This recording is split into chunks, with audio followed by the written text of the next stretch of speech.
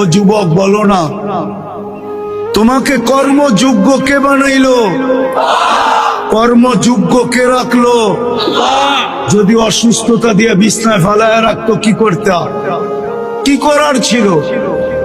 অভিযোগ, থানায় কেস, কোর্টে যায় আপিল, র্যাবের কাছে নালিশ, কি করার ক্ষমতা ছিল? অস্তিত্বটাকে দিল। কর্মযোগ্যকে বানাইলো। কর্মযোগ্য কে রাখতেছে? কতটুক নুন খাই, গুণ কতটুকু গাই? গুণ তো গাই না আল্লাহ।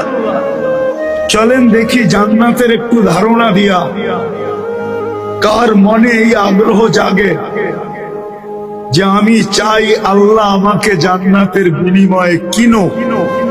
এই আগ্রহটা কার মনে পয়দা হয়? একটু জান্নাতের ধারণা দিয়া দেখি। আল্লাহ কিন্তু জান্নাত দিয়ে কিনতে চাইতেছেন। কিনবে কে? ক্রেতার